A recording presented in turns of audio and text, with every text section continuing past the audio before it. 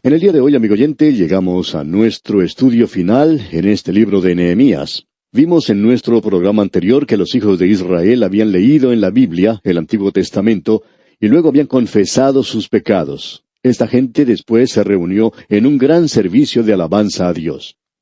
Nos dejamos llevar un poco con eso de las alabanzas a Dios, porque Él es el Creador, y nos olvidamos de decir que mientras uno pasa a través de ese capítulo, ellos le dan gracias a Dios por la redención que les ha llegado cuando el Señor guió a su pueblo fuera de Egipto. Y esas son dos de las cosas por las cuales usted y yo debemos dar gracias a Dios, amigo oyente. Él es el Creador hoy, este es su universo. Y tenemos que darle gracias a Él porque nos salvó. De paso, quisiéramos preguntarle si le ha dado gracias a Dios usted porque le ha salvado. Y también, ¿le ha dicho hoy que usted le ama? Amigo oyente, necesitamos hacer eso. No debemos esperar hasta el domingo por la mañana para ir a la iglesia y cantar alabanzas a Dios. Allí mismo, en el lugar en que usted se encuentra ahora, alabe a Dios de quien vienen todas las bendiciones, porque Él es el Creador. Él me ha dado todo lo que tengo, material y físico. Le doy gracias por todo eso. Él me ha salvado a mí, un pecador, y por eso también le doy las gracias. Esto es algo verdaderamente maravilloso. Ahora, también vimos en nuestro programa anterior que la gente había puesto su firma, por así decirlo, en ese contrato. Ellos hicieron un pacto con Dios. Ahora, ¿ha hecho usted alguna vez un pacto con Dios, amigo oyente? ¿Le ha prometido alguna vez algo? Pues debería hacerlo. Gran cantidad de personas deberían hacerlo hoy. Y aquí en el capítulo 10 de Nehemías tenemos la lista de aquellos que firmaron el pacto, y la podemos leer. Dios la ha escrito aquí. Esta gente le está trayendo al Señor las primicias de la tierra. Ellos están trayendo las ofrendas, algo que no habían estado haciendo antes, pero ahora lo están presentando al Señor. Este es un grupo nuevo de personas el que estamos viendo. Cuando escuchamos de alguna iglesia que siempre se está quejando de no tener dinero suficiente, o alguna organización cristiana, quizá dedicada a la transmisión radial, no podemos menos que decir que no debemos acusar a la gente de no apoyar la obra. Vamos a pescar, como lo hizo Simón Pedro, para el Señor Jesús y obtener el dinero de los impuestos. Vamos a ganar más almas para el Señor y tener más corderos. Luego uno puede decir que los puede trasquilar. Lo que queremos decir, amigo oyente, es que uno no debería apoyar nada, no importa lo que sea, si no le está trayendo a uno una bendición, si no ha abierto para usted una puerta para el servicio del Señor. Debemos apoyar el lugar y lo que nos está dando una bendición. ¿De dónde recibe usted sus bendiciones, amigo oyente? De cualquier lugar que vengan, eso es lo que debe usted apoyar. Eso es algo muy práctico. Usted sabe que Nehemías era un gran hombre laico y hemos aprendido mucho de él. Ahora, en el capítulo 11 de Nehemías, encontramos otra gran lista de personas que han sido mencionadas. Los otros habían hecho un pacto con Dios y lo cumplían. Bien, estos están también dispuestos a hacerlo. Ellos van a hacer lo que Dios quiere que hagan. Escuchemos lo que dice aquí el versículo 1 del capítulo 11 de Nehemías.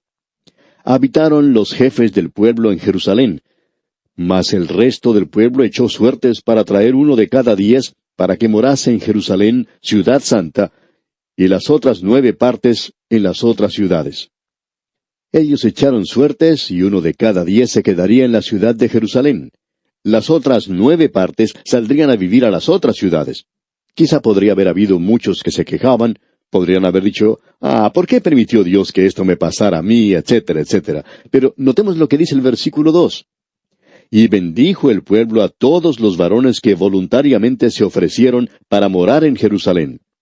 Muchas de las personas querían irse a vivir a las zonas suburbanas, podemos decir, aún en aquellos días. Pero aquellos que estaban dispuestos a morar en Jerusalén fueron bendecidos por los demás. Es muy bueno estar listos para hacer cualquier cosa, amigo oyente. Dios se da cuenta y toma nota de un corazón dispuesto. Veamos ahora lo que dice el versículo 3. Estos son los jefes de la provincia que moraron en Jerusalén, pero en las ciudades de Judá habitaron cada uno en su posesión, en sus ciudades. Los israelitas, los sacerdotes y los levitas, los sirvientes del templo y los hijos de los siervos de Salomón. Y luego comienza la lista. Dios toma nota del corazón dispuesto del pueblo. ¿No es eso algo maravilloso, amigo oyente? Y esto nos conduce ahora al capítulo 12. ¿Qué tenemos en este capítulo 12? Otra lista, dice usted. Correcto. Pero, ¿quiénes son estas personas? Estos son aquellos que están alabando a Dios, simplemente alabando a Dios. El doctor J. Vernon McGee, autor de estos estudios bíblicos, cuenta que él acostumbraba a visitar a una anciana que estaba ciega y que parte del tiempo lo pasaba sentada en una silla de ruedas. Ella era una persona que parecía que necesitaba ser consolada y ayudada. Bueno, para decir la verdad, dice el doctor McGee, no creo que necesitara eso. Pero yo sí que necesitaba, continúa él, necesitaba ayuda en mis primeros días de mi ministerio. Era un joven predicador e iba a menudo a escuchar lo que ella decía. ¿Y sabe por qué? Por la forma en que ella alababa a Dios. Aquí pues tenemos una lista de aquellos que alababan a Dios y el nombre de esta anciana puede estar entre ellos. Nosotros no tenemos la última edición. Dios tiene esa información, pero estamos seguros que su nombre se encuentra en esa lista. Y ahora tenemos la dedicación del muro de Jerusalén. El versículo 27 del capítulo 12 de Nehemías dice: Para la dedicación del muro de Jerusalén, buscaron a los levitas de todos sus lugares para traerlos a Jerusalén, para hacer la dedicación y la fiesta con alabanzas y con cánticos, con címbalos, salterios y cítaras. Ellos tenían aquí ocasión de pasar un tiempo muy hermoso en esta oportunidad. Y el versículo 28 dice: Y fueron reunidos los hijos de los cantores, así de la región alrededor de Jerusalén, como de las aldeas de los netofatitas. Así que ellos reunieron a todos los músicos. Tenían un gran festival de música. Ellos eran aquellos que tenían sus nombres inscritos en el libro de la vida del Cordero. Y ahora se reúnen y dedican el muro de Jerusalén. Nehemías trajo a la ciudad gente de todas partes de la nación para la dedicación del muro, porque Jerusalén era la ciudad donde se encontraba el templo. Leamos ahora el versículo 40 de este capítulo 12 de Nehemías. Llegaron luego los dos coros a la casa de Dios, y yo y la mitad de los oficiales conmigo. Luego él da la lista de los sacerdotes. Estaban todos allí. Escucha ahora lo que dice el versículo 43. Y sacrificaron aquel día numerosas víctimas y se regocijaron, porque Dios los había recreado con grande contentamiento. Se alegraron también las mujeres y los niños, y el alborozo de Jerusalén fue oído desde lejos. Los extranjeros que pasaban por esa tierra, los visitantes, los turistas, podían escuchar estos gritos de alabanza y de gozo y podían preguntarse, ¿qué es lo que está pasando allí? Y cuando uno escucha esa clase de alborozo, uno siempre tiene la inclinación de ir a investigar lo que pasa. ¿Ha pasado usted alguna vez por un estadio en el momento en que uno de los equipos que juega allí anota un gol? Cuando eso ocurre, se puede escuchar los gritos de los espectadores a muchas cuadras de distancia del lugar. Y al pasar por allí uno piensa, qué lindo sería estar en ese lugar. Tendría que ser un partido muy emocionante. Eso es algo natural, una reacción muy normal. Ahora, si estuviéramos predicando, qué bueno podría ser lograr que la gente pudiera expresar su gozo de esa manera, para que toda la comunidad se pudiera enterar. Y pensamos que la gente de los alrededores podría llegar a tratar de entrar en nuestra iglesia para ver lo que estaba ocurriendo. Una de las razones por las cuales creemos que la gente pasa de largo por nuestras iglesias hoy es porque piensan que nosotros somos un grupo muy apagado y muy aburridores. Y lo interesante de eso es que la mayoría de las veces tienen razón. Tendría que haber más gozo en el Señor en nuestras reuniones en el presente. Esto es algo que hace mucha falta, un gozo verdadero. No hay nada que tenga el poder del gozo, como ya hemos dicho. Veremos más de esto cuando estudiemos el libro de Filipenses. La fuente de poder es el gozo. Y eso es lo que Nehemías dijo, porque el gozo de Jehová es vuestra fuerza. Si usted es una de esas personas que lloriquea en todo momento, no va a tener ninguna clase de testimonio. Cierta señora dijo en una oportunidad, mi esposo no es salvo y no puedo alcanzarlo. Y allí mismo se puso a llorar. Ella decía, yo hablo con él durante el desayuno por la mañana, y lloro y le digo cuánto lo amo y que quiero que él sea salvo. A la hora de la comida, a la hora de la cena pasa lo mismo.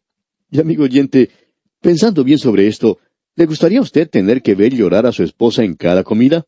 Yo no sé cómo piensa usted, pero a mí no me gustaría eso. Yo creo que sería muy difícil disfrutar de la comida. Quizá hasta le dé a uno una indigestión. Tenemos la idea de que ese hombre estaría cansado de todo eso. De modo que el pastor le dio a esta señora una sugerencia. Le dijo que dejara de hablar con su esposo de esa manera durante sus comidas. Ella preguntó, ¿quiere que deje de testificar? Sí, deje de testificar de esa manera y comience a hacerlo de otra forma. Comience a orar por él y deje de llorar ante él porque usted sabe que el gozo del Señor es su fuerza. Y amigo oyente, necesitamos pensar en estas cosas. Bien, llegamos ahora al capítulo 13 de Nehemías. Y vemos otra vez demostrado que la vigilancia continua es el precio que ha de pagarse por la libertad. Y es el precio que debe pagarse por la libertad cristiana también. Vamos a notar lo que se nos dice en este capítulo 13. Durante algún tiempo, durante este intervalo, Nehemías había regresado a su trabajo en el palacio en Susa. Usted recordará que él había pedido permiso por solo un período de tiempo. Luego de su ausencia, no sabemos cuánto tiempo duró, quizá unos 2 años, él volvió a solicitar permiso del rey para regresar a Jerusalén. ¿Y qué fue lo que encontró? Ellos no habían mantenido la debida separación de los demás pueblos. Y notemos lo que dice aquel versículo 1 de este capítulo 13. Aquel día se leyó en el libro de Moisés, oyéndolo el pueblo, y fue hallado escrito en él que los amonitas y moabitas no debían entrar jamás en la congregación de Dios. Eso se había mencionado allá en el capítulo 23 de Deuteronomio. Ahora ellos estaban leyendo esto y decidieron lo que debían hacer, y era obedecer la palabra de Dios. Leamos los versículos 2 y 3. Por cuanto no salieron a recibir a los hijos de Israel con pan y agua, sino que dieron dinero a Balaam para que los maldijera. Mas nuestro Dios volvió la maldición en bendición. Cuando oyeron pues la ley, separaron de Israel a todos los mezclados con extranjeros. Tenían en su grupo a muchos de los amonitas y de los moabitas, y por tanto no estaban obedeciendo a Dios en este caso. Y ahora ellos entonces los separaron, los sacaron de ese lugar. Y leemos ahora en el versículo 4, y antes de esto el sacerdote Eliasib, siendo jefe de la cámara de la casa de nuestro Dios, había emparentado con Tobías. Aquí tenemos al sumo sacerdote que a través del casamiento de un hijo o de una hija era pariente de Tobías. En otras palabras, el sumo sacerdote mismo había desobedecido a Dios en este asunto tan importante. ¿Y qué fue lo que ocurrió? Dios había prohibido eso. Ellos no debían casarse con los extranjeros. Él les había dado, creemos, una ilustración bastante humorística. Él había dicho que no se debía arar con buey y con asno juntamente. Usted se da cuenta que el buey es un animal limpio, mientras que el asno es un animal inmundo, y que no hay que ponerse a arar con estos animales juntos. Y un creyente y un inconverso no deben juntarse. Hay hombres de negocios en estos días que están pagando un precio bastante elevado por una asociación que formaron antes de tener sus ojos abiertos. Y queremos decir que eso ocurre no solo en los negocios, sino también en el matrimonio. Notemos ahora lo que sucedió. Leamos el versículo 5 de este capítulo 13 de Nehemías. Y le había hecho una gran cámara, en la cual guardaban antes las ofrendas, el incienso, los utensilios, el diezmo del grano, del vino y del aceite, que estaba mandado dar a los levitas, a los cantores y a los porteros, y la ofrenda de los sacerdotes. En otras palabras, ellos tenían un lugar para guardar las cosas en el templo, y este era un lugar amplio.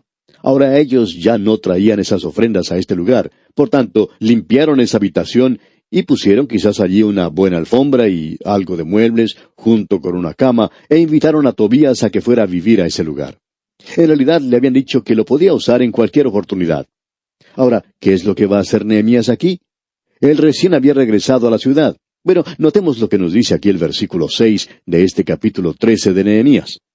Mas a todo esto yo no estaba en Jerusalén, porque en el año 32 de Artajerjes, rey de Babilonia, fui al rey, y al cabo de algunos días pedí permiso al rey. Si Nehemías hubiera estado allí, esto no hubiera ocurrido. Veamos lo que dicen los versículos 7 y 8. Para volver a Jerusalén, y entonces supe del mal que había hecho Eliasib por consideración a Tobías, haciendo para él una cámara en los atrios de la casa de Dios. Y me dolió en gran manera, y arrojé todos los muebles de la casa de Tobías fuera de la cámara. Me gusta mucho ver a Nehemías en acción. Él dice, vamos a tener que librarnos de este Tobías. Él no va a estar viviendo en la casa de Dios. El Señor Jesucristo en una ocasión mencionó favorablemente a la iglesia en Éfeso, porque ellos siempre examinaban a aquellos que decían que eran apóstoles y no lo eran, y cuando esto sucedía, los echaban. Así que este hombre Nehemías fue y tomó todo lo que pertenecía a Tobías y lo arrojó por la ventana. Y le dijo, tú no vas a quedarte aquí ni un solo momento más. No vas a estar viviendo gratis en esta casa. Y dije que limpiasen las cámaras. Así dice Nehemías. Posiblemente hicieron fumigar el lugar. Completando ahora la lectura del versículo 9, tenemos que, y dije que limpiasen las cámaras, e hice volver allí los utensilios de la casa de Dios, las ofrendas y el incienso. Entonces él volvió a colocar en ese lugar todas las cosas que pertenecían al servicio de Dios. Pero Nehemías no se detuvo allí. El versículo 10 de este capítulo 13 de Nehemías dice, encontré asimismo que las porciones para los levitas no les habían sido dadas, y que los levitas y cantores que hacían el servicio habían huido cada uno a su heredad. O sea que todos estos hombres habían tenido que ir a buscar trabajo porque tenían que hacer algo para sobrevivir, ya que la gente no daba nada para los levitas, y el servicio para Dios había caído en la negligencia. Creemos, amigo oyente, que en nuestros días hay muchos pastores y ministros a quienes se les pide que hagan demasiado. Hay muchos que tienen que descuidar sus estudios debido a que la iglesia quiere que ellos sean administradores y muchas otras cosas. Él necesita que alguna otra persona tome esas responsabilidades. A mí me gusta mucho Nehemías y creo que usted ya se puede estar dando cuenta por qué. ¿Sabe por qué? Bueno, él dijo que el predicador tenía que recibir un aumento en su salario. Y a mí siempre me gustan hombres como él. Y espero que esto no le moleste a usted, pues es exactamente lo que dijo Nehemías. Él dijo, ustedes tienen que traer el diezmo que pertenece y ver que estos hombres sean bien cuidados en el servicio de Dios. Esto me gusta mucho, amigo oyente, y de paso podemos decir que Dios aprobó eso. Ahora, en el versículo 14 de este capítulo 13 de Nehemías leemos, acuérdate de mí, oh Dios, en orden a esto, y no borres mis misericordias que hice en la casa de mi Dios y en su servicio. Nehemías dijo, acuérdate de mí, oh Dios. Y Dios lo hizo aquí mismo, pues lo estamos leyendo en su palabra. Ahora Nehemías se dio cuenta que ellos estaban haciendo algo mal. Estaban quebrantando el día sábado. Lo que estaba ocurriendo era esto. Leamos los versículos 15 y 16 ahora. En aquellos días vi en Judá algunos que pisaban en lagares en el día de reposo, y que acarreaban haces, y cargaban asnos con vino, y también de uvas, de higos, y toda suerte de carga, y que traían a Jerusalén en día de reposo. Y los amonesté acerca del día en que vendían las provisiones. También había en la ciudad tirios, que traían pescado y toda mercadería, y vendían en día de reposo a los hijos de Judá en Jerusalén. Esta gente venía desde la costa, y estaban trayendo pescado para vender. Ahora el versículo 17 dice, y reprendí a los señores de Judá y les dije, ¿qué mala cosa es esta que vosotros hacéis, profanando así el día de reposo? Ellos estaban bajo la ley, y ellos debían obedecer a Dios en este asunto. Ahora los versículos 18 y 19 dicen, ¿no hicieron así vuestros padres, y trajo nuestro Dios todo este mal sobre nosotros y sobre esta ciudad? ¿Y vosotros añadís ira sobre Israel, profanando el día de reposo? Sucedió pues que cuando iba oscureciendo a las puertas de Jerusalén antes del día de reposo, dije que se cerrasen las puertas, y ordené que no las abriesen hasta después del día de reposo, y puse a las puertas algunos de mis criados, para que en día de reposo no introdujeran carga. Notemos lo que ocurre aquí. Estos hombres pensaban, bueno, usted sabe cómo es Nehemías. Él cerrará las puertas una o dos veces, pero luego las volverá a abrir. Leamos entonces lo que dicen los versículos 20 y 21 de este capítulo 13 de Nehemías. Y se quedaron fuera de Jerusalén una y dos veces los negociantes y los que vendían toda especie de mercancía. Y les amonesté y les dije, ¿por qué os quedáis vosotros delante del muro? Si lo hacéis otra vez, os echaré mano. Desde entonces no vinieron en día de reposo. Como usted puede apreciar, amigo oyente, Nehemías había cerrado las puertas y ellos habían llegado pensando que él las abriría. Pero no fue así. Entonces ellos se pusieron a esperar. Nehemías se puede haber subido al muro para ver si estaban allí. Y en el primer día sábado, ellos estaban en ese lugar. Volvió otra vez a hacer lo mismo en el siguiente día de reposo. Subió al muro, miró, y allí estaban. Y al verlos allí, él les dice, si ustedes regresan aquí, bajaré y les echaré mano. Y ellos no volvieron a aparecer porque sabían que Nehemías cumpliría lo que estaba diciendo. Ahora el versículo 23 dice, vi asimismo aquellos días a judíos que habían tomado mujeres de Asdod, amonitas y moabitas. ¿Qué es lo que hacen aquí? Bueno, Nehemías riñó con ellos y los maldijo. Y esto no quiere decir que él estaba utilizando un lenguaje vulgar. sino que él pronunció una maldición sobre ellos. Leamos lo que dice el versículo 25 de este capítulo 13 de Nehemías. Y reñí con ellos, y los maldije, y herí a algunos de ellos, y les arranqué los cabellos, y les hice jurar diciendo, no daréis vuestras hijas a sus hijos, y no tomaréis de sus hijas para vuestros hijos, ni para vosotros mismos. Él estaba usando aquí medios bastante extremos, pero eran cosas necesarias. Usted puede apreciar, amigo oyente, que el avivamiento siempre trae una reforma.